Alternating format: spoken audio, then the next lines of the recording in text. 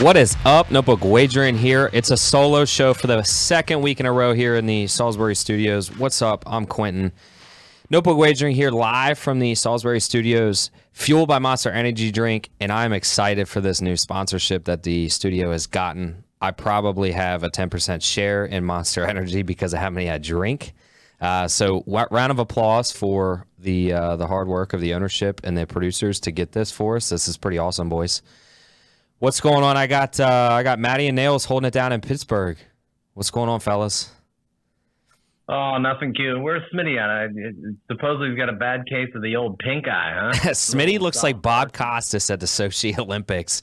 When he went on stage, I told him, I said, we don't need a reenactment of that. Just stay home, get with the trainers, and rest. So he did not make the trip with the team this week, but he should be back next week. So.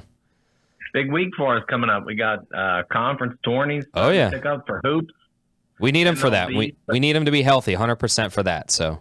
Yeah, MLB full swing down there in spring training. Yep. A lot of NFL talk going on. A lot of bad news, good news type crap. Jason, what do you have going down there in the southern part of Pittsburgh? I'm just studying up here on the small conference tournaments. I like those ones a little bit better than the big conference ones. The big conference tournaments usually have no steam. They have no energy because the bids are already settled by the time those are running. So these little guys are playing for their lives. And you get to hear about all these schools that are at the bottom of Division I that maybe you bet. You probably bet. But now you actually get to see them in person and see what they're doing.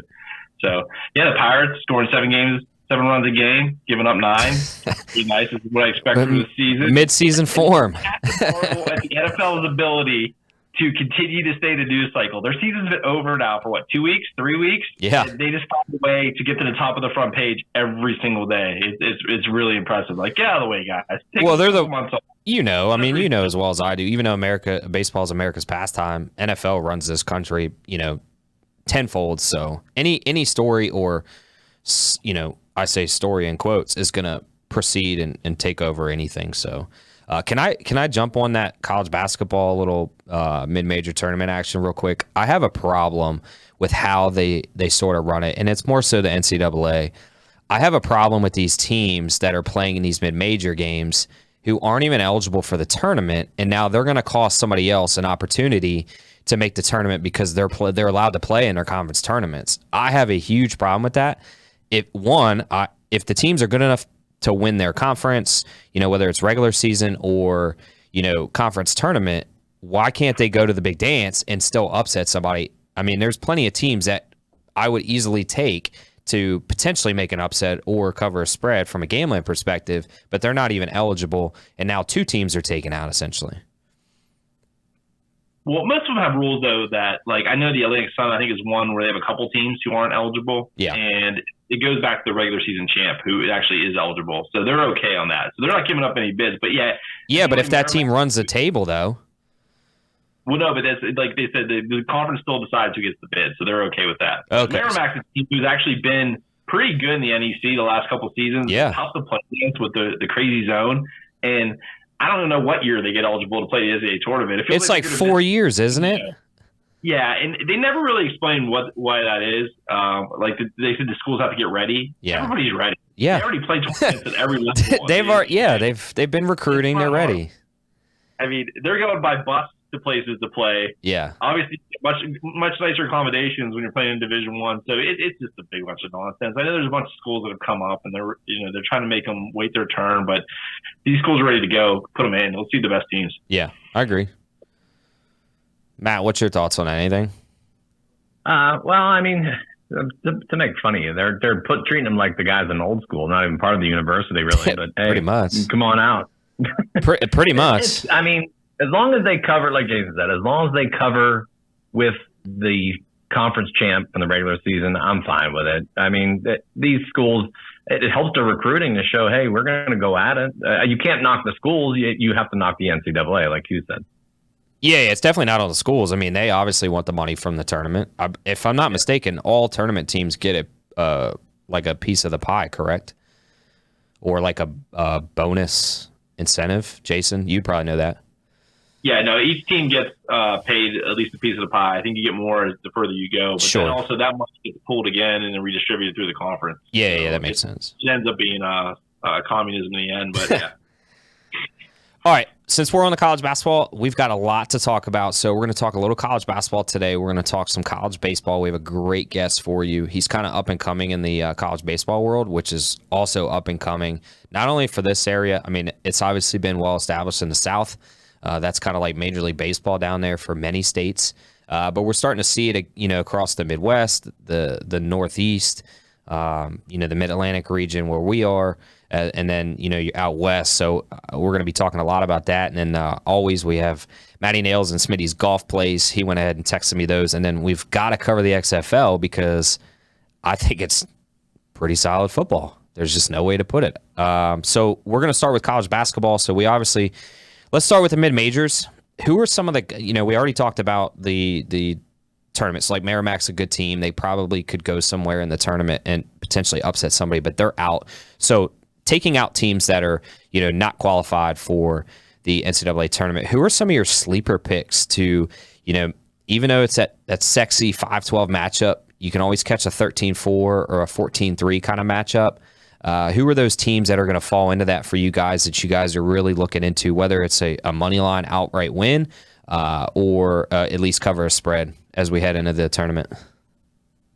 I'll go first, but here I'm going to start it off a little differently. So somebody, I'm not sure who it was on VSiN, had a really good breakdown. They think this year, because of how close all these teams are after basically the top 3 or 4, there's going to be a lot of bad seedings going on. And by bad seedings, I mean good teams that are probably going to go way lower than they should.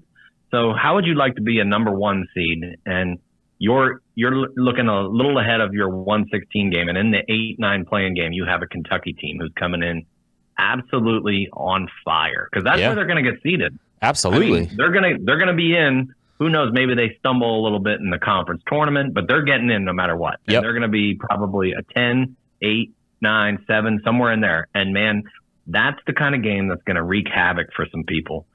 And then you have some other, like the small schools, which we all love. We all root for them. We went over a bunch of them last week, but I'm going to go different where, again, I'm going to go with some teams that are cold, I feel.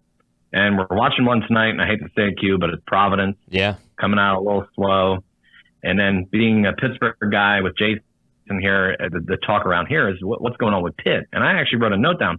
How is Pitt a 9 seed in these bracketologies?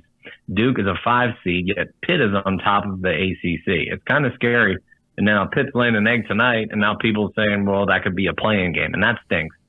So I think don't look at the really small schools yet to see, because you have to wait to see who even gets in, because they could not even get a bid depending on if they don't win their conference tournament. But look out for these Power 5 schools, Power 10, whatever it is nowadays for the hoops. And see what those teams are doing, because Duke's getting in, Kentucky's getting in, these big names. Oh yeah, because the NCAA won. But they're money. They bring in attraction. Well, yeah, you get a Kentucky or a Duke team on a 8-9, 7-10 game. Man, look out for that second round game when they play a 1 or a 2, because it's going to be havoc. Yeah. No, I mean you hit it right on the head. In North Carolina, that's what happened to them. Was it last year? They ended up on the 8-9 line. Yeah. Got through. So it's like you look ahead of yourself and you've got these teams with these blue blood names and you're like, what the heck? And you look at the rosters, they're still talented. Like all the issues with these teams are basically X and O related or chemistry related. So if they figure it out, it's going to be probably the worst seeded tournament probably before they started really using analytics. Like it's pretty funny. If you ever want to see something funny, go back and look. Go on a site like Ken Palm and go look at the seedings versus his rankings from like 2005 on. And you look at some teams and they had no chance and they didn't even know it, because the teams in their side of the bracket were just so much stacked. It was so unevenly distributed. And they've actually done a really good job like the last 2 or 3 years of kind of working with all these different analytical systems. Now there's a lot of people in this pool, so you can kind of use all these ratings to get it kind of more balanced out. But I agree this year is going to be a mess, because I don't know what you go on, because you look at nobody's really hot except for the 5 teams that have been on the top. Everyone's kind of just like up and down. Like they have a good little 1 week stretch where they knock some people off. The next week they go and lose at home to somebody they shouldn't. And then they have a real close game against somebody they shouldn't. And you're like, okay, well, which team is that team? Is it the one that beat the 2 ranked teams last week, or is it the 2 teams that struggled? And you have so many of those teams. There's like, you can literally expand it 2 rounds this year and you would just have this whole glut where you could never see it because it's just that whole like 30-team mass that pretty much hasn't separated itself from anything. I know one thing. Getting ready for my Vegas trip for March Madness coming up. I love that I get in on Wednesday and I get to bet on a play-in game. One of these 11 seed games, these play-ins, is going to be absolute craziness. If you look right now, look who it is. It's Michigan versus West Virginia and Wisconsin versus Mississippi State. Those are going to be two amazing games. Oh, absolutely. To get in. And then that team, if they catch a little bit of fire just from that game, look out, man. A 6 seed is going to go down round 1 too. So we're going to get ready for some Power 5 conferences are going to beat up on some no-namers here. If I'm not mistaken, didn't a play-in game last year go to like double overtime? Wasn't it San Francisco went to like double overtime? Yeah, it was. Yeah. That game was incredible. It was like 94, 91 or something like that. It was awesome. So Matt, you're going to get great games out there. I actually would kind of like to see the rock fight if they could almost reseed those and do like a Mississippi State, West Virginia and just see who comes out, because defensively both teams are stacked. That would just be a slugfest. And I would love to. Well, it might be a 47-42 game, but it's going to be a slugfest in that one. It would be awesome if they did that, and also if they paired up the Big Ten teams that face each other again for the third or fourth time potentially. The game we just had, I mean, Hunter Dickinson hit a 3 as time expired. I mean, who doesn't want that? That felt like a tournament game, and you know that they'd be series is 1-1 per se. So then if they were to match up, it's whoever takes the series, like you said, Big Ten matchup for the third time. That would be incredible, and I think would almost draw a bigger viewership across the country to have that matchup in a play-in, knowing that it's a high-stakes game, there's bad blood, and it's to get into the tournament. I mean, to me, that's essentially like the Big Ten championship game almost. One thing we talked about off air is you wanted to kind of go over like hot and cold teams. Yeah. Right now, the committee is really grinding away and saying, hey, who's some hot teams? So I wrote a couple down. Obviously, I said Kentucky. Gonzaga right now is on fire. Scorching. And it's crazy. Again, if you look at this bracketology, they have the Zags as a 3 seed, yet St. Mary's, who's on par with them, is a 5 seed. But I'm okay. Well, their conference tourney is going to be huge. I mean, that could be a flip-flop for seeding when it comes to the tournament. So what if St. Mary's actually upsets Gonzaga? Does St. Mary's then get a 3 seed and the Zags drop to a 5? Anybody who thinks playing the Zags at a 5 as a bonus is nuts, because that's not a 5 seed. They probably realistically are a 3 seed. Maybe if they get that 5 seed, they'll win a national title, because anytime they're a 1, 2, or 3, they're favored to win in almost every matchup, and they just choke at the end. So maybe it's kind of what they need, if I'm being dead honest. It almost was kind of like that with UNC last year. Like, new coach, they had some good players. They had Manick, they had Baycott, they had a good guard. And they didn't really play well in the regular season, and that happened this year. They dropped. They were an 8 seed last year, 9 seed. I think 8. UNC. Carolina. Yeah. Yeah. They were 8 seed. Yeah, 8 seed. So they got hot at the right moment and they made a run. So maybe that's kind of what Gonzaga needs, is maybe a lower seed, then get on that hot, because it is kind of disrespectful, especially to UNC, to a Gonzaga, to see a non 1, 2, or 3 number to them, they take pride in that. And another team I kind of think is getting hot with that is Michigan. Now, I'm not going to say they're as hot as Gonzaga right now. I'm not saying that their offense is running as purely as Gonzaga right now, but maybe Michigan kind of gets an 8 or a 9 seed or the 11 seed and makes a run, because they feel disrespected. They're getting hot. Now, I do think Juwan Howard's going to hurt them in the tournament in some facet. I think he's going to make a boneheaded coaching decision like he does time and time again. I hate to trash it, but it's true. Smitty knows it. He doesn't even want him to be there. But Michigan's a hot team right now, as well as Wisconsin. So those two teams right there could easily make a run out of the 11 seed. And I would hate to match up with Dickinson. The guard, Doug McDaniels, he's a freshman, but he's playing. At this point, he started a lot. He's playing like a true veteran. He's scoring, which is nice. And they have, is it Buffkin? He's shooting the ball lights out right now. So they're a dangerous late, late seed team if they can get in. The problem with them though, Q, is they're 3-10 against the top teams, which is this is true. This is true. So they beat up the little guys, and then they struggle against anybody who puts up a good power conference against. Touche. So. Fair enough. All right, who are some cold teams, would you say? Actually, I'll give you a hot team, actually, real quick before we transition. And they could actually not make the tournament, and it's crazy. College of Charleston is going to have to essentially run into Hofstra, is kind of how the bracket seems to be laid out and how they're going to play out. The winner of that gets, obviously, the automatic bid outside of their, for their conference. But outside of that, the loser's probably not getting an at-large bid, according to Joe Lenardi. And that's a problem for me. I mean, if Charleston goes into this to end the season with 4 losses, and I think Hofstra has less, that's a problem that they're not in the tournament. I think if that happens, Q, I think they'll get one of the playing games. I hope. I mean, they should be an at-large. When you were 23-3 or wherever they are at that point, you shouldn't have to do a playing game, to me, in my honest opinion. You should be one of the 15 non-play-in games or something like that. You shouldn't have to do a play-in. Let's spin that completely different, though. If your sports books, whatever site you use, has a NIT bet to see who could win it, it wouldn't be too bad to actually see if they offer College of Charleston to win the NIT or Hofstra, because one of those two could get burned. Now, we don't even know who's in the NIT. One of those two gets burned and doesn't get in. That's a pretty good looking team to get in the NIT. Oh, it's a great future. Jason, why don't you start us off? Why don't you give us your cold teams? Well, the Hofstra's biggest issue is that they played 2 really good teams this year, St. Mary's and Purdue, and they got absolutely smashed in both those games. They don't have Charleston at least has a little bit of a resume. Yeah.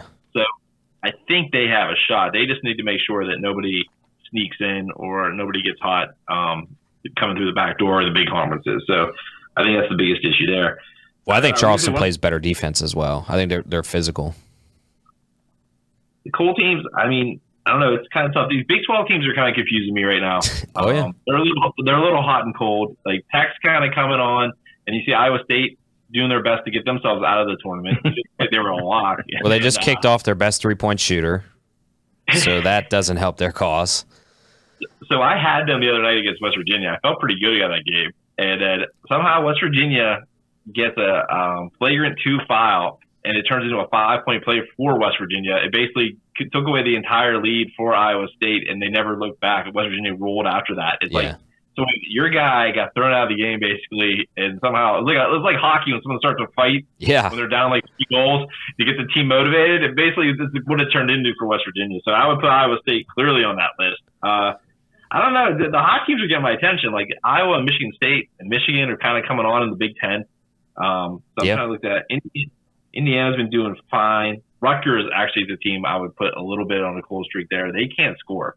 Well, I think they rely heavily on the rack as well. Yeah. I think you got to look for teams that really rely on the home court. Maryland could be one of those teams as well. They're struggling tonight here against Ohio State on the road. They just haven't fared that well. And they have a nice home court advantage there. Probably one of the best arenas in the Big Ten when you look at the size. And absolutely. I mean, I think you put Providence in that then too, because they can't really win outside of the AMP. So I would think NC State's a little iffy right now. I would say they kind of have hit the wall, and they can't play defense like we've talked about in our text, and it's starting to hurt them. Bad loss to Duke, bad loss against Clemson, really bad loss there at home. It was a 7-point favorite against the Clemson team. It was kind of losing its way. So, I mean, they're out there. They're usually in the big conferences. I think the smaller conferences have kind of taken care of that stuff.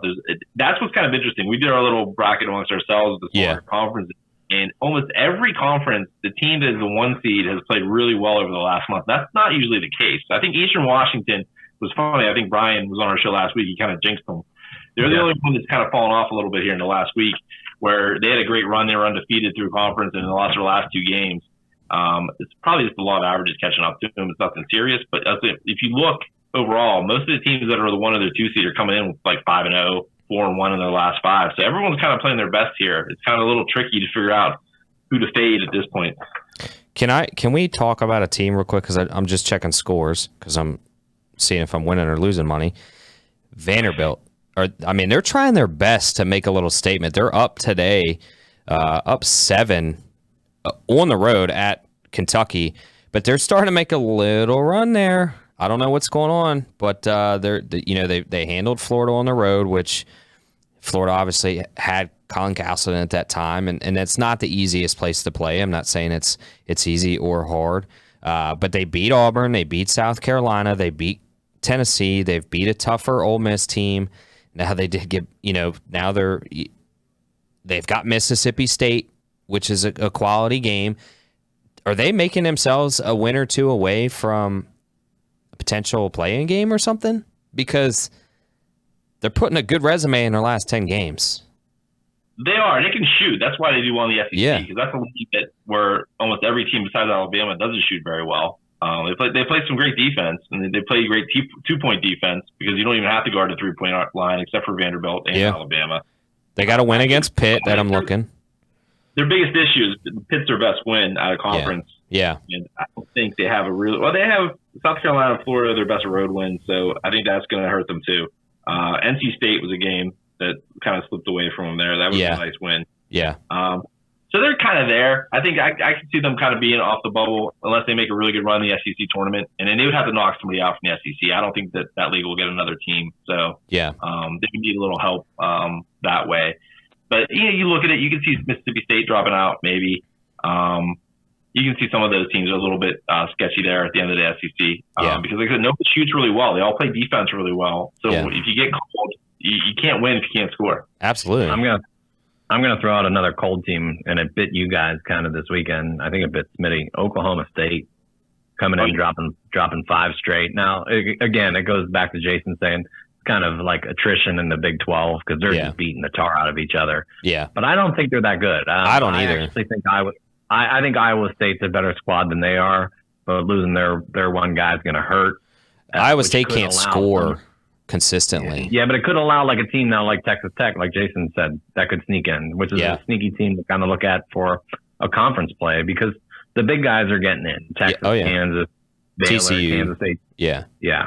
I'm a big fan of Kansas State. I love like them their too. coach. Yeah, I got a future on them. I like that a lot. What are you sitting at on the future? It may have been 30-1. I like that a lot. I'll tell you. Yeah, Keontae Johnson. With a flyer, I mean, they're going to be a 2 or 3 seed potentially. So. Yeah, they've got that really good guard. He shoots. I think he's averages like 16 or 17 points a game, and then Keontae Johnson averages almost a 20-point game. And that guy can play a 4, a 5, or a 3 and hit the 3 consistently. That team's sneaky. I like that ticket you have. A nice cool team that we missed, that we've all been burned by is Illinois. Oh. Well, like who said? I don't remember. It was one of you two were like they can be Final Four bound or they could be first out. I'll say it was not me. Yeah, Brian Ralph has said that they can go out easily in the first round, or they could get hot and get to the final 8. You see the team and you see like the talent, but then you see them play and you're like, oh god, like it's kind of brutal. I don't know if you saw Michael Meyer. I was just bringing that up.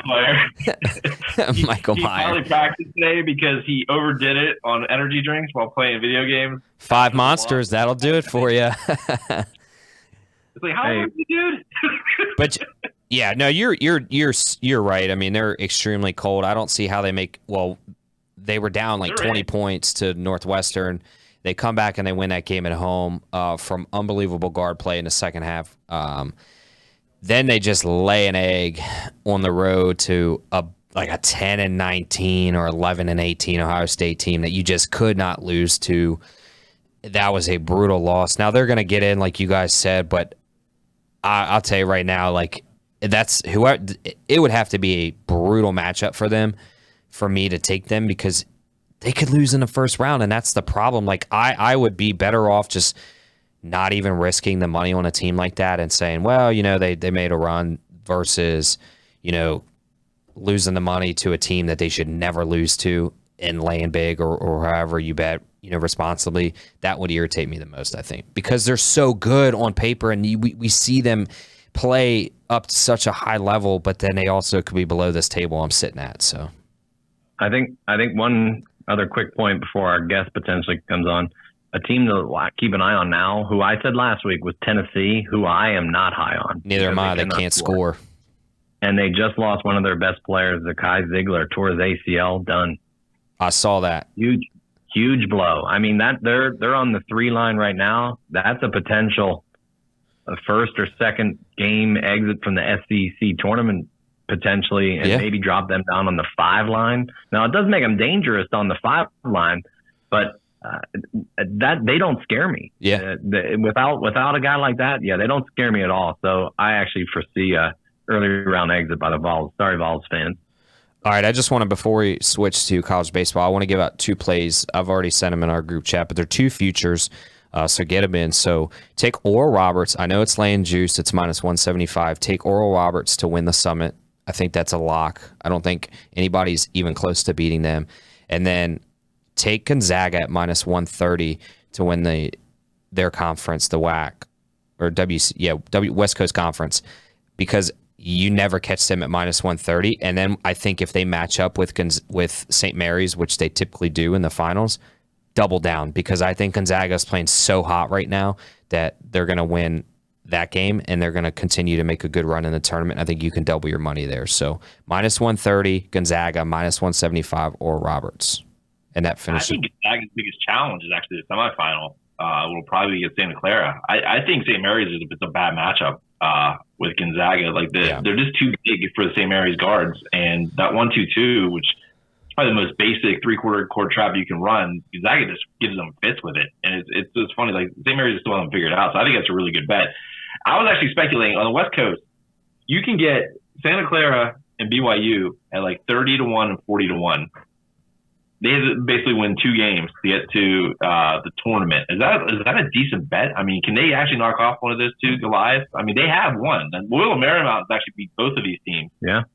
I think odds like you have to lay it, but realistically, I don't see it. I think Gonzaga's just playing too hot right now. I think St. Mary's is playing too hot right now. They're a solid team. I think it's a good fun money. Yeah, you put $10 on it and you win. It's definitely worth it. Yeah. Keeps you way more interested in a little late night action. Yeah. But you can always hedge against it too. It's like you've got $400 on one side, and then you can bet whatever you can Gonzaga or St. Mary's. No, that's true. I mean, you definitely play a hedge point there. So, all right, let's transition to college baseball. Like I said, it's a growing sport. We've got one of the better guys on.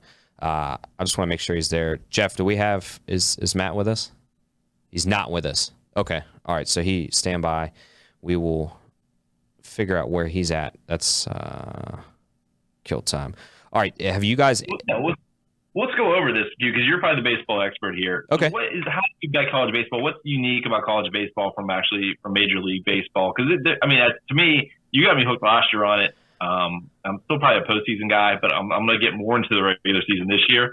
But like, what's the difference between a 3-game series in the MLB versus a 3-game series in college? I think run production. Obviously, I think fans or general fans outside of like us, we look at analytics. We look at good things like that, and the average fan just wants runs.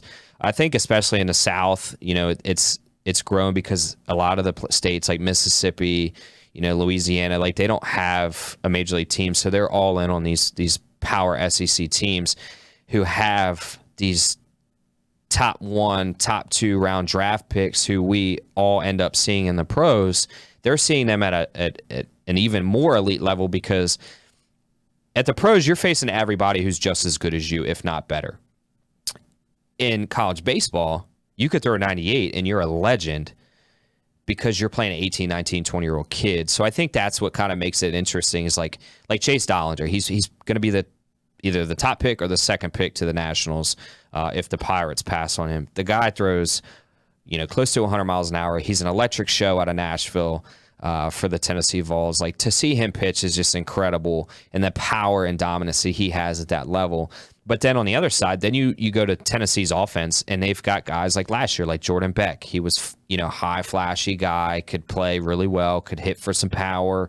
You've got Tony Vitalo. He's kind of like the Bobby Cox, like a really young version. And I think that kind of fires it up. But then you go to these midweek games, and like last night, you had 2 total top opposite midweeks. You had Texas, LSU, so you had number 1 team in the country, have to win on a 3-run bomb in the 9th inning. But then you also had Florida, another good team, who hung 18 runs on a team. But they also, even though they're a top 10 team, they were playing a team who had no business playing against them in a weekend series. So they do these home and homes. typically in the state of Florida. They put up 8 runs against Florida's pitchers, and these midweek guys can give up some runs, and you see a 26-run game, but you can also see a 3-0 game. So I think just the variance there to me from a generalized fan aspect is pretty cool. You know, you see 13-12 a lot, 10-8, and I think that's what people want to see. So your best starter in a college rotation goes what day? Friday or Saturday? Your number one goes Friday to Saturday, and then someplace like if you have a dominant 3 or you have 3 good guys, you'll throw him consistently on Sundays. Sometimes it'll be a bullpen day, or you'll split it. Like you'll have 2 guys that are probably starters on most teams in lower Division I. They'll throw 3 or 4 innings each and try to almost get you to that 7th inning. It's kind of dependent on what your staff has. Like Florida right now, and I'll just use them as an example. So they've got a stud number 1, stud number 2. Their number 3 guys coming back from injury. So right now they actually have their DH pitching, who it's working out for them. But they initially went into it with Pierce Capala going to be the number 1 guy. He's delayed on his rehab. So Caglione was going to get some starts. Another guy was going to get some starts, and just try to figure out like who does what well and who's kind of streaky at this point to get ready for the College World Series and get those experienced innings. So Q by stud for Florida, do you mean Andrew Painter, who got drafted by the Phillies? Well, I'm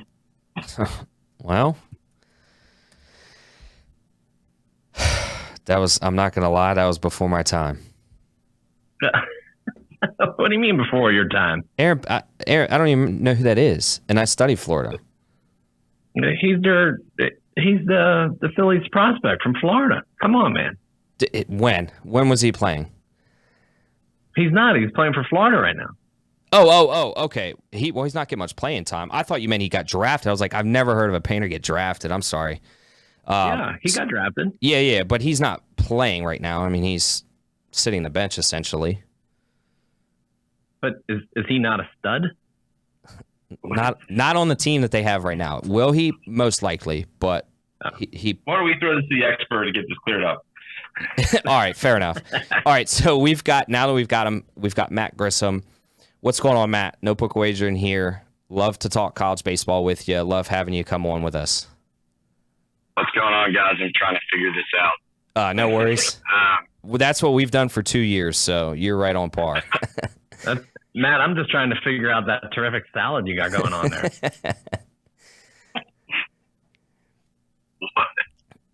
Your hair, man. That's hey, that's Vegas has kicked my ass for the last, 5 days I've been out here, and I just literally got out of bed about 30 minutes ago. I tried to drink all of the city of their alcohol last night. Well, save a little for me because I'm going to be there in 2 weeks. You got plenty for it. It happens. It got Smitty and I last year. It's getting Matt's going to get his fix this year. He got it last year as well. So save him some. Get you a Monster energy drink. Those work really well.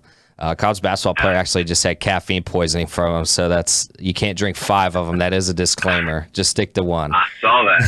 That's insane. I don't know who can stomach drinking 5 of them.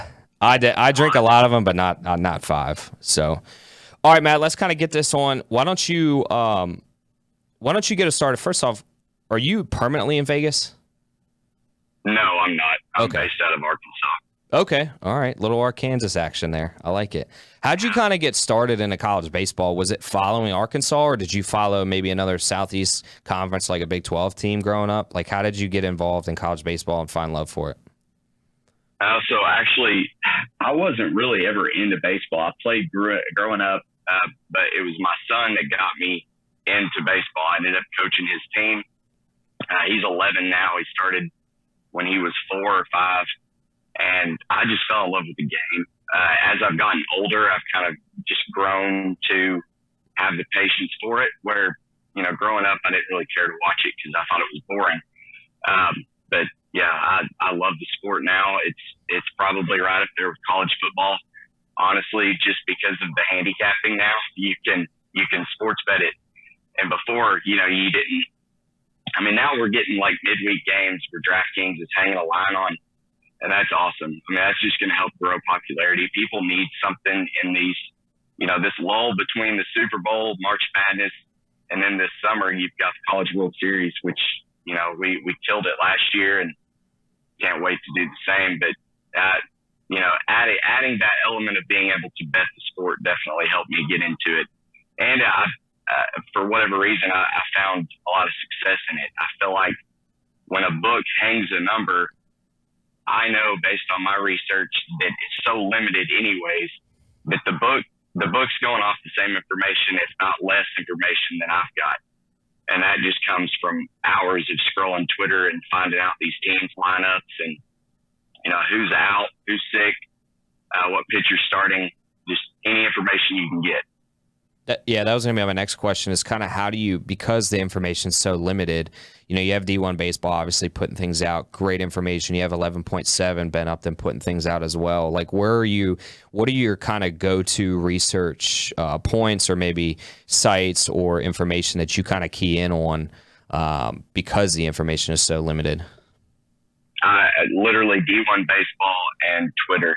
I go back and forth on all the time. Fair enough. Because the team pages, they post the starting lineups. They post who's going to pitch every day. So if you just, you know, you follow a bunch of college baseball team Twitter pages, that's where you find out the information. And you saw it just the other day in LSU versus Texas. Nobody knew who LSU was pitching. That line came out the night before. I think I got LSU minus 110 or 120.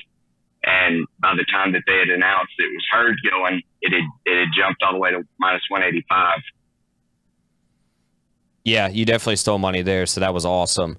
Let me ask you this. So, and this is normally we have another host in studio. He's sick tonight, but he did have a question, and then I'll let the other guys kind of veer into some stuff they have. So he kind of wants to know, like, when you prepare for a weekend series, you know, like I was explaining these guys, your number ones are Fridays, your two Saturdays, and then Sundays is either a decent 3 or kind of a mixed bag pitching.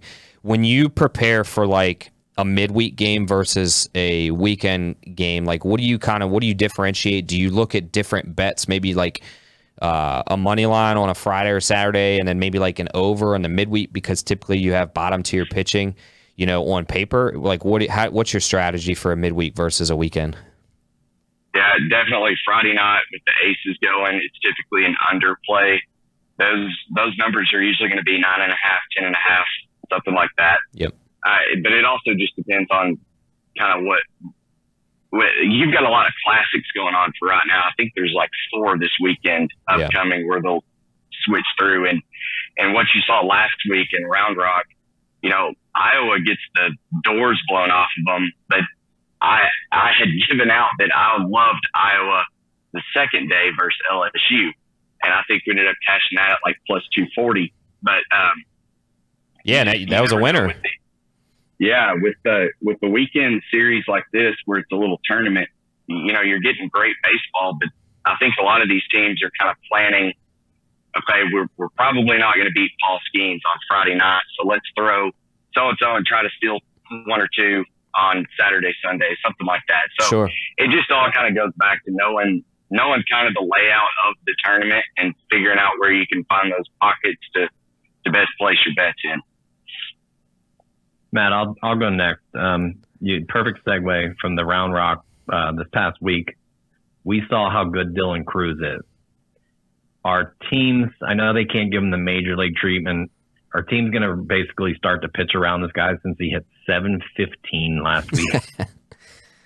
I don't see how you can keep throwing to him right now. I mean, you would expect him to fall off a little bit. Nobody can stay that hot, but yeah, LSU's a wagon right now, and we can get into that later about, you know, futures bets, but LSU Circuit's got it plus 700 right now, and that's looking pretty damn good right now. Jason, that's probably my question too. Is this at the point of the season where you really can't look at records unless it's a team you kind of are not expecting to be there? Because it sounds like everyone's playing everybody, and it's kind of like building up that strength of schedule for the tournament. Is that kind of what's going on right now? Like, can you kind of throw out a record if someone's like 2-5 if they've played a really good schedule so far? Because it'll true up.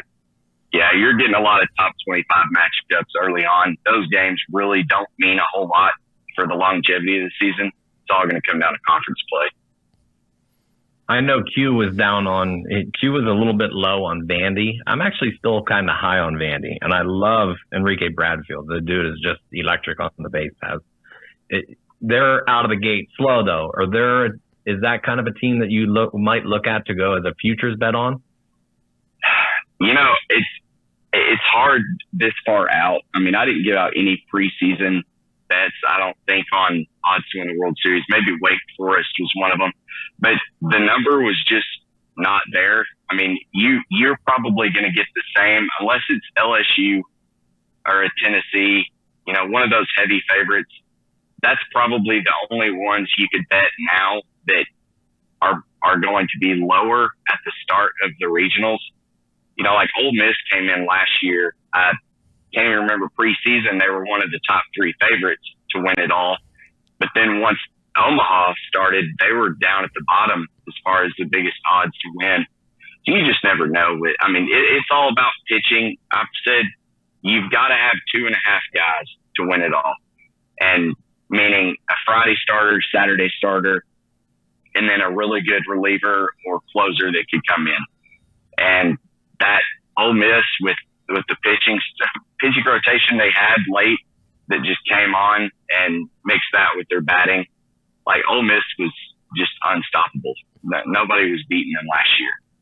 And to think that you could have gotten that big of a number on them, and I can't think of what it was off the top of my head, but that, just be patient, wait, watch how the season works itself out. And, like I said, the only one that I would lean towards betting right now would be LSU and maybe Wake Forest. Those 2 teams are pretty good. Matt, I'm going to throw one at you, and this is a home pick, an objective pick. But I'm looking here. So Florida to win the College World Series is plus 1,300. I think they're so dominant offensively. Last year they made it to the regionals. They essentially were 2 pitches away. They had a rain delay, I think, cost them an opportunity to go to the Super Regionals last year with a much worse team. I think Florida at plus 1,300 right now, I think it's going to get lower because I think they're going to get stronger. They're missing their bona fide number 3, Pierce Capalla, and I think he's going to make that team even better because then you can throw Capalla or Caglione, who has pitched really well for playing, the kind of the Ohtani role of DH, a little bit of first base, and then pitching as their number 3. So I think that's maybe another team to where, like you said, some teams maybe aren't going to be lower, but I think they have the talent offensively as well as pitching. Now, their bullpen's a little shaky, but they became really good last year towards the end of the season, and I think they'll work those problems out being so early in the year that I think maybe they're worth laying money now because you might lose that plus 1,300. It might go down to like a plus 750, and I think you could short yourself a few $100 there. Yeah, I like that. Circa's got it at plus 1,400. Oh, there you go. So you even better number, yeah. They're the only other team, though, that... Go ahead. No, I was just saying I think they're the only other team where you're potentially going to see a lower number. Yeah, I could definitely see that. Wake, Florida, they're probably both going to go down. Yeah. LSU. Yeah, Tennessee, I don't know what Tennessee's deal is. I know they got off to a slow start. Grand Canyon, hats off to them. They're a good ball club, but Tennessee just doesn't look like they've got whatever that is. It was last year's team. I mean, it's the same pitching rotation, so it's odd that they're struggling as much as they are. But how much of that you think is related to Vitello's suspension? Well, who knows what's going to go on with that, and I haven't looked today if there are any new news with it. But that Florida Tennessee series in early April is going to be. That's going to be awesome. And then I think the Gators have Miami this weekend too, which is going to help tell us a lot about Florida, how good they could actually be. I'm actually down on Miami. They've got a little more pop in the bats than they had last year, but I think they're very, swing and miss. And I don't think they have the pitching to kind of make a run, whether it's in a 3-game series or in a tournament. I mean, they have a good closer, but they really don't have a bona fide number 1 this year. I think they've got a bunch of 2s and 3s and a mediocre bullpen. I know it's early in the season, but the way they kind of struggled against Penn State, they should have lost that series. They ended the year last year like that. against Ole Miss. They had opportunities to take Ole Miss out of the tournament. And obviously, Ole Miss gets, the benefit of that doubt, and they ended up making a run and winning the College World Series. But Miami let them do that, and I think it's a continuing trend. And I actually think Miami's going to fire their coach after this season. I think Florida is going to at least take 2 or 3, if not a series sweep here. So as it is being a ranked matchup, I think it's actually a little more lopsided than what the numbers are going to say. Yeah, I'm really anxious to see what that line's going to be. What do you think it's going to be? I think you've got to make Florida at least like minus 180, 185, something like that. I would bet it up to minus 200. I think Florida's that good. What are some other matchups you're looking for this weekend? The Ole Miss Maryland game. That's the Cambria Classic. They just got done playing a series where Ole Miss took 1 of 2. It was a fireworks show, or 1 of 3. But if Savacool's going Friday night, that was the guy that beat them in their last weekend series. And I got them plus 185 last week. That number's probably not going to be there. I think they've realized that these 2 ball clubs are too evenly matched for somebody to be plus 185. But that's going to be a good one. And then this Texas A&M Louisville game on Friday too, in the Shriners Classic, that should be a really good, fun game too. What's your thought? A&M's struggling right now. I was just getting ready to bring that up. Let the other boys jump in after this, but A&M, they're struggling right now. Now, I will say this. Last night, Austin Bose and Trevor Warner, probably their preseason 2 best hitters, I would say, on the team. They were struggling, both batting like under 200. Both of them had a decent game last night. Both had a home run, so maybe that kind of gets them sparked. Do you think A&M's going to have this issue later on as we get into SEC play, or do you think they're going to kind of work their issues out and kind of be there for another run? I don't know. Schlossnagle is a great coach. You feel like he's probably going to get it figured out. You've seen other good teams struggle throughout the season. Arkansas does it. Ole Miss did it last year, where they just dropped they didn't seem like they could win. And then by the end of the season, they kind of get everything clicking at the right time, and then they start surprising people. But the fun thing about baseball is the schedule is so long for what it is, and you get a team that gets hot at the right time. It really doesn't matter if they're 30 and 20. If they get in and the pitching is there, the hitters start hitting. Who knows, man? You can win in Omaha pretty easily if you've got a good pitching rotation and some consistent hitting. Absolutely.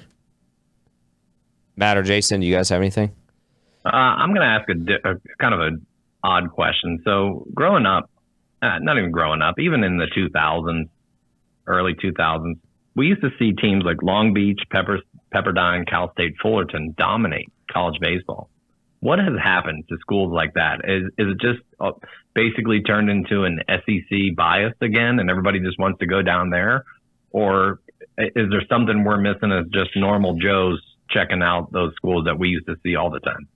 It's transfer portal. I think you get a guy that's got an opportunity like Jared Wagner coming from Creighton to Arkansas this year, who's been outstanding.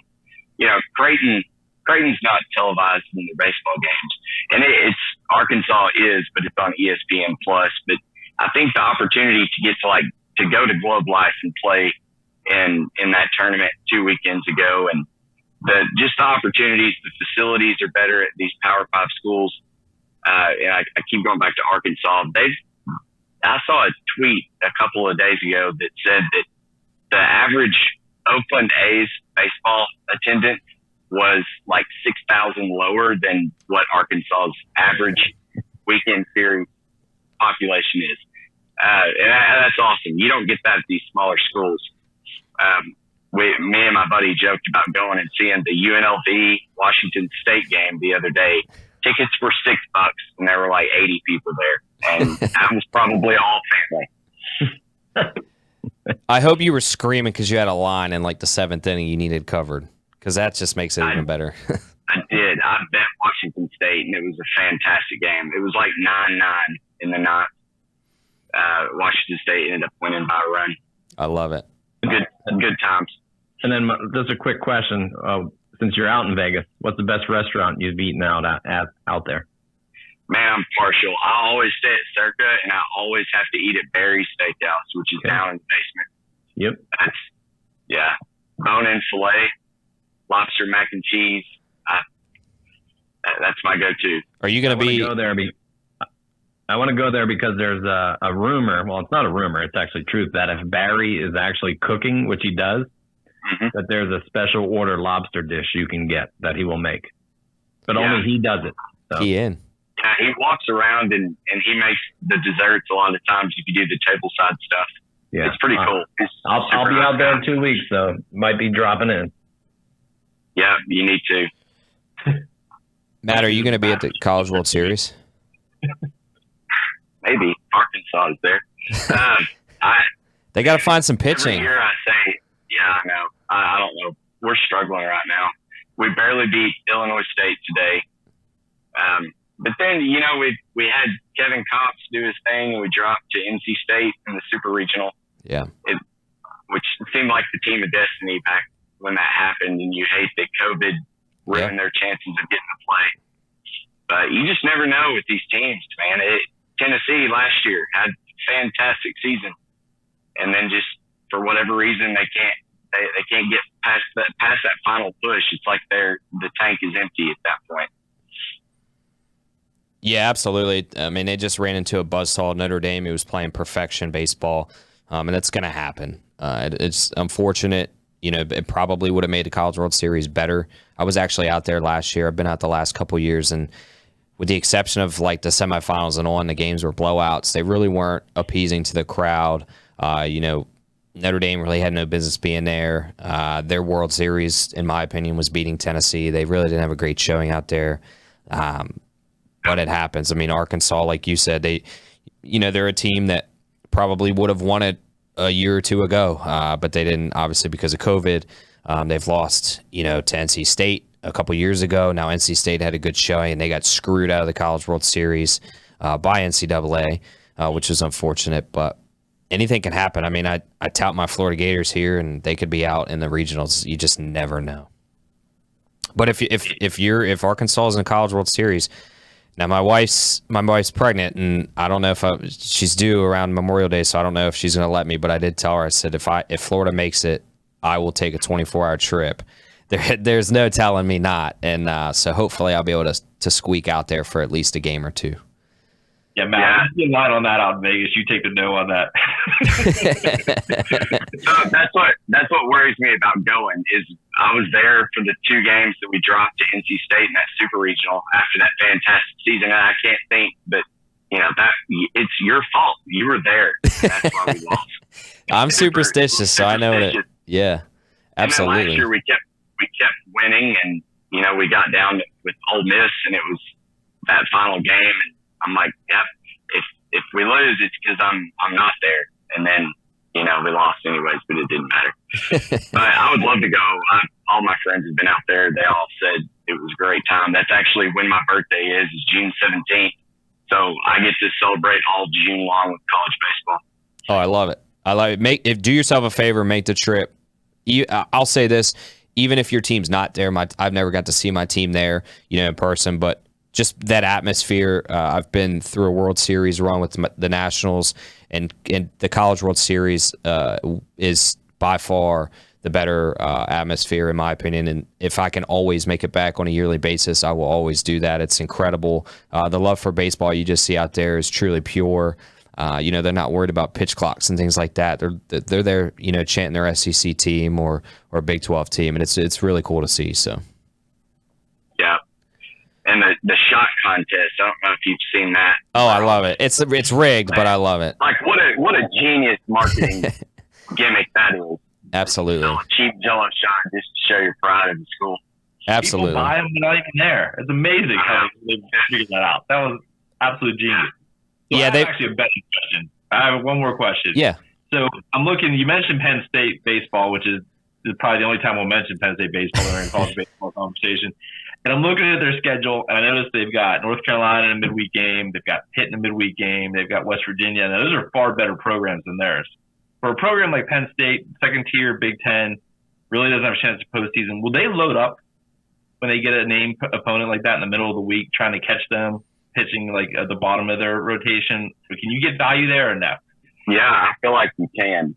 Those are games that they've marked on their calendar. They would love to go in and beat one of these big schools. And, Big Ten's kind of down on them this year as a whole. But, that Penn State may surprise some people. And I try to tell people, don't ever bet heavy favorites in midweek. If anything, throw a little bit on a big dog and hope that they come through. Nice. I was telling them I think overs. I think overs midweek, yeah. And grabbing a good school that may throw their Friday guy, because why not? That and the other team, they don't care to lose it, and you get plus 220, something like that on a team. I would take that. Matt, Jason, anything? I'm good, buddy. All right. Matt, it was awesome having you on. We'd like to bring you on again as we kind of go through the season because like we talked about, you can't really take much stock into what's been going on because they have all these classics, and these games really don't matter. At the end of the day, it's your conference that matters. So why don't we do this? Why don't we get you back on the schedule at some point if you're free, and we'll kind of coast through this season together, and we'll kind of pick off a little recap of what we thought. We're heading into weekend 3. Let's what did weekend 3 look like in hindsight? Things like that, and we'll get this all the way to the College World Series. I know myself and my partner who's not here, Smitty, we've really kind of taken reins to try to make it a sport that we talk about more. I've got Jason in the Pirates hat. He's kind of hooked on it since last season, and then I'm slowly getting Matt on it. Matt's kind of more of a College World Series guy, but I'm trying to get him into the full baseball season. So they're Pirates fans. They have nothing better to do. And one's a Phillies fan, so that's a heartbreak. Don't even waste your time on that. But let's get you back on, man. Sounds good. Next time I won't be so hungover. You sound like us. You fit in for the show, so it's totally fine. This is not a suit and tie by any means. Matt, before you go, though, make sure you give a plug out for what you got going on. Oh, yeah, absolutely. All right. So I did my college baseball preseason guide. You can download it at mattgrissom.com. It's got a list of all my futures plays, conference bets, stuff like that. And also follow me on Twitter at Grissom Tweets. I post all my picks for free. My best bets, I keep a running total on that record. And I never give out a play that I don't bet myself. So it sucks when you lose, but I don't tout, I don't sell picks. And if I throw something out there, I am betting it myself. So try to do some honest handicapping. Love to keep track of it and be a winner. It's hard to do. Awesome. We love it. We like the honesty. That's what we bring to this show. So, yeah, we'll definitely have you on, man. Thanks again for coming on. Absolutely, guys. Enjoyed it. Have a good one. Man. Take care. That guy knows the stuff. I follow his pick. I started following him last year. I think he won like 33 units in College World Series, which is incredible because it's only a 2-week tournament. And like he said, you really have to roll some dogs to get that, because the lines are minus. Sometimes you get minus 400 on a Friday night, and it's tough to sit there and say like, man, can I take a dog at a plus 450 against LSU or Florida or anybody to that stature? And he does, and he wins. So the guy's legit. Follow his stuff, Grissom Tweets, because he knows what he's talking about and he's trying to spread the game.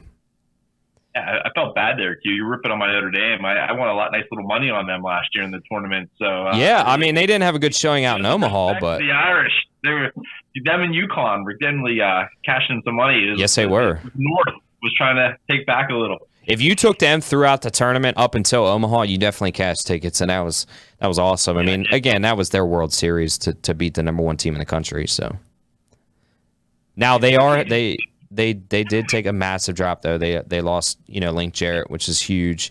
And their team was super senior heavy last year. I think they lost like 6 or 7 seniors.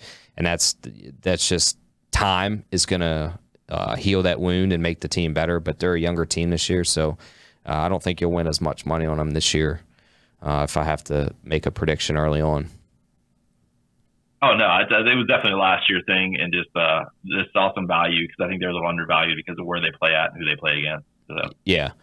All right, so we got a couple more minutes. We're going to run a show a little bit longer, like 5-10 more minutes longer than we normally do. We had a little delay there, but no big deal. So let's jump into golf. And before Matt, I don't even want to forget. So let me just rattle off Smitty's real quick, and then you can kind of take it away. So Smitty, last week, the Honda Classic, he ended up profiting. He had a pretty decent card. I don't remember the exact card. Obviously, you can listen to our show. But he gave me standby. I know he had Christian Kirk, best bet, top 10. That hit, that was plus 330. And then he had Lee Hodges, top 20 that hit, that was plus 230. And then for the Arnold Palmer Classic, so you have a lot of your big dogs in there. I believe they said like all of the top 20 should be there, if I read that correctly. So he's got Matt Fitzpatrick plus 3,500 as his winner. He's also playing Matt Fitzpatrick plus 750 as a top 5 finish. Victor Hovland plus 300 top 10 finish, and Gary Woodland is his best bet, but he didn't put, it's plus 280. I'm assuming that's like a top 20. Does that sound right, Matt? Yeah, that's probably pretty close. Okay, so that's his best bet is Gary Woodland plus 280, I believe top 20. So Matt, why don't you take it away? You're the golf savant. Crazy. I didn't actually talk to Smitty about the golf yet because he's been, like we said, out with the pink eye. I want to know if he beat his dad last week, so he's going to have to tweet that out. No chance. But crazy. I actually have Fitzpatrick as my winner as well. 33-1 I got. Why do you guys like him? He's familiar with the course. It's going to be windy. He's a good ball striker. He actually, one of the big course stats this week is approaches from plus 200, and he rates really well on that. So I threw a couple guys in. Like, this is a longer course. This is a very hard course too. So the scores are not going to be high, and weather report is coming out. Huge winds coming up for the next 2 days. So they're talking about trying to get a guy Thursday morning, late Friday, and hopefully they die down. So I'm going to have to look at some tee times here coming up. I also have these are all winners, round robin, top 6. I went with Seamus Power, Patrick Cantlay, Fitzpatrick, and Cam Young. Cam Young got a nice payout, and so did Seamus Power. And then I have a couple top 20s, Jason Day, Cam Davis, Sam Burns, and Lucas Herbert. I'll probably look into a couple matchups. I really like Herbert this week. He has good numbers here. I think he played here really well last year. And Sam Burns is coming in under the radar, too, on this course. So those are my plays for this.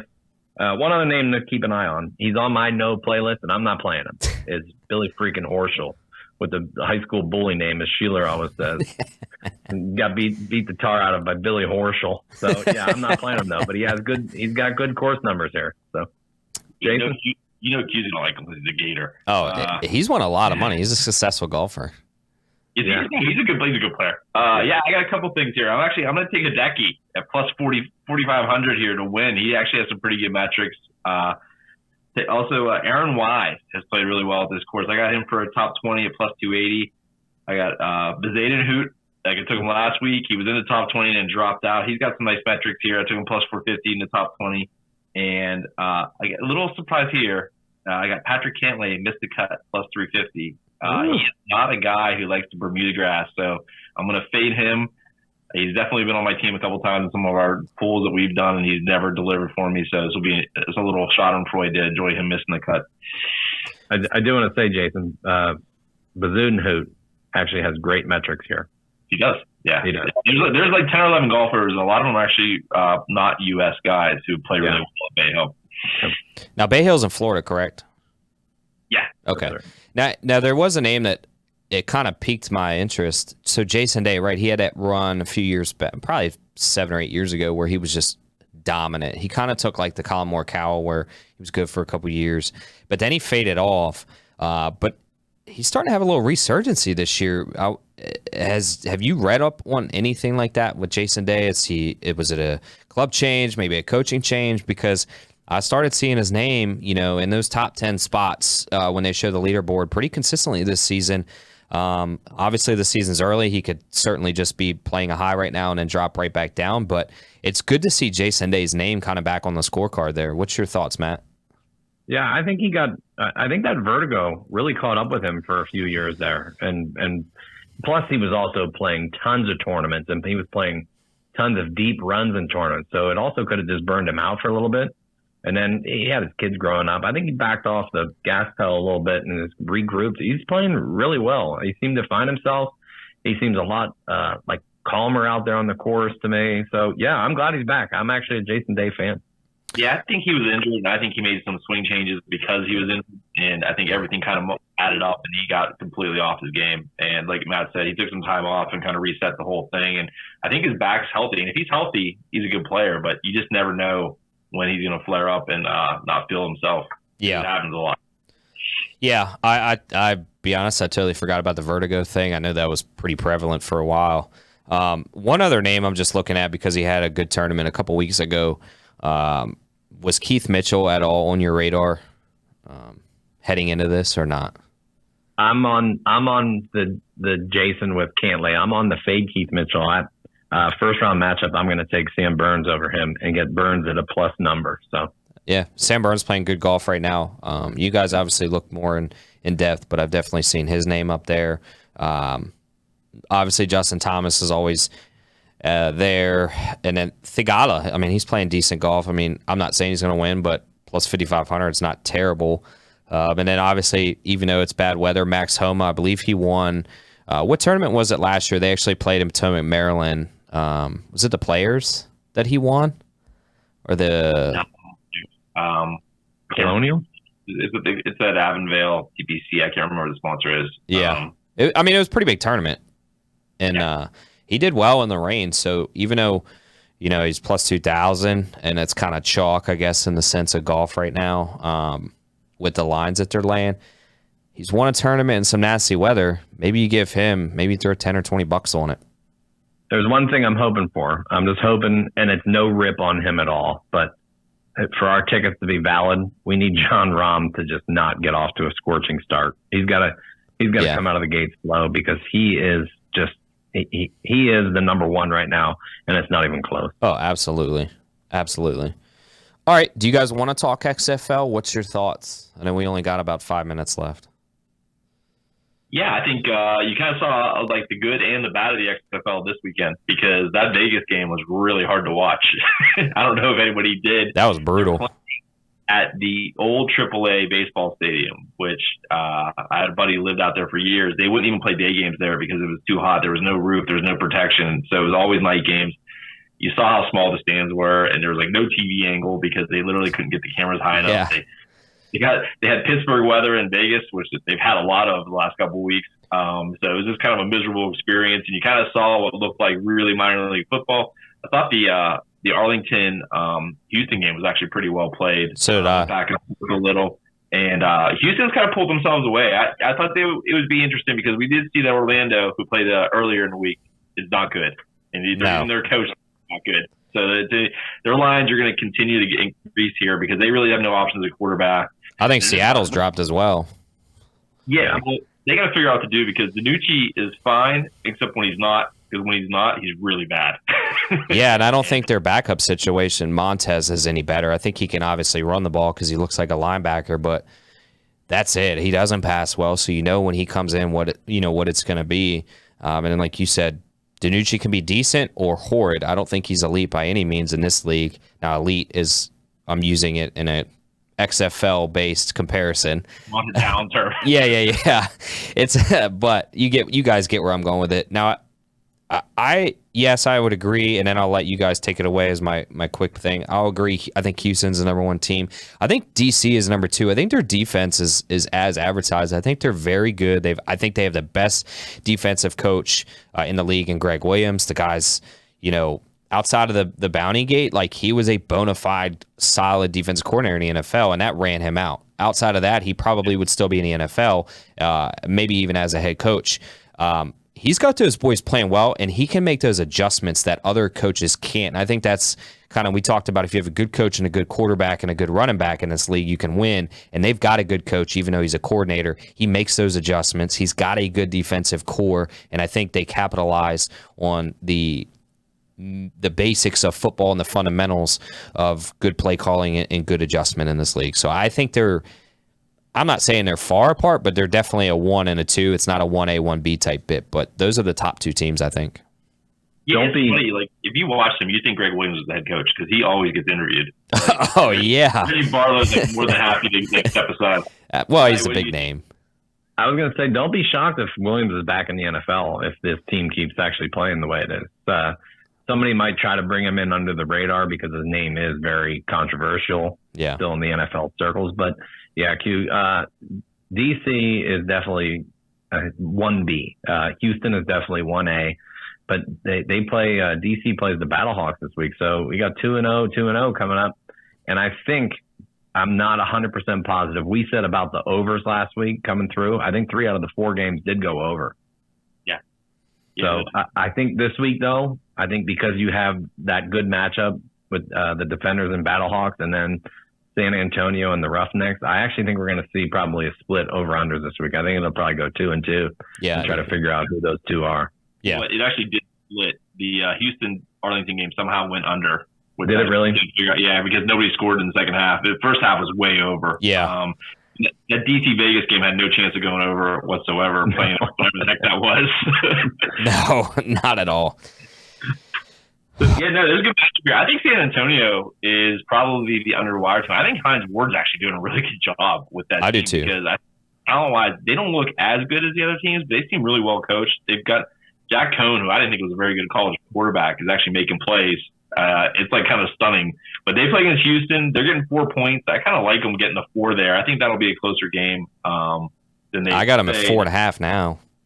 Oh, I'll take it 4.5 there. Yeah. And you already see Orlando is now up to 8.5 against Arlington. Yeah, I can see Arlington covering that pretty easily. Orlando is bad. Like I said, when your own coach just rips you, it says I got to get all new players second game of the year. That's bad. You're in bad shape.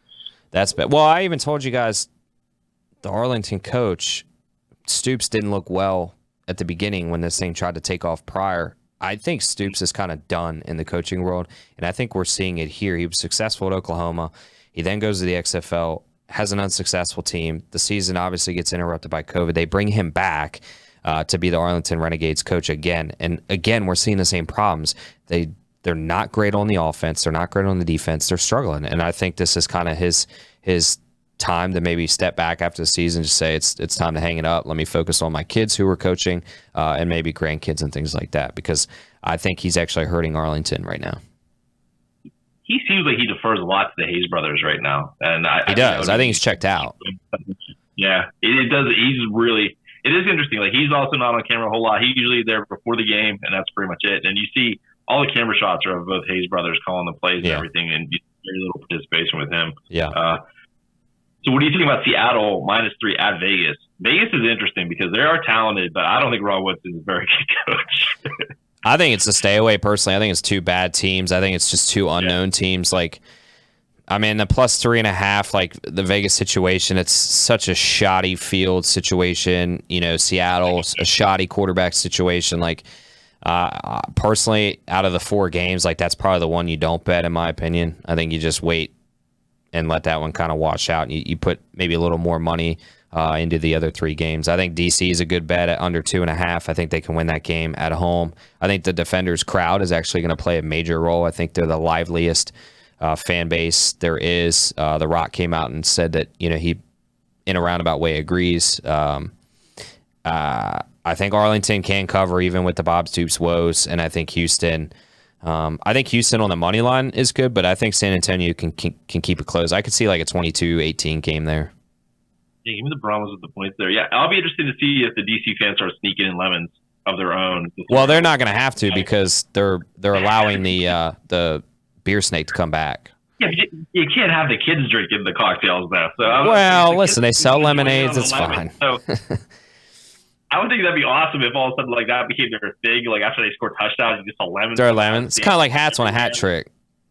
Absolutely. I like it. Field goal, a couple lemons, but it's amazing how many cocktails they drank in that game. I mean, they're weird degenerates in DC, baby. XFL is our capital. It's better than our NFL team. I love it. I mean, the NFL has to get so bad when they see like the energy in a DC Defender game, knowing like just how awful the Commanders' environment is right now. Like, just thinking, like these guys just want anything to root for. Just give them something. I know. Come on, you're hurting Major Tutty, bro. Yeah. Okay. Does he come back next year? Yes or no? He stays there until Snyder does, and when Snyder goes, I think Major Tutty he gets processed. I don't know. Q, can you get us a report down there? How much Major Teddy merchandise is flying off the shelf? I need to get a weigh-in because he has not cut it up at all. All right, boys, we got to kind of end the show here. So just give me your quick picks. I just gave mine. Give me your quick picks, and we'll wrap it up. Or Josh leans. Gordon over receiving yards and defenders money line. Jason? I'm actually going to go Vegas money line, defenders -2. I'll lay the 8.5 with Arlington, and give me the Brahmas +4, 4.5. You can get it. I think it's going to be two good games there, two stinkers. All right, well, you just heard it. XFL's best cappers right here, Notebook Wagering, live from the Salisbury studios. Till next week, we'll wrap it up. We'll start with college basketball again. We'll talk a little conference tourneys, little XFL. We'll cover some college baseball each week. And as we always say, bang your bookies.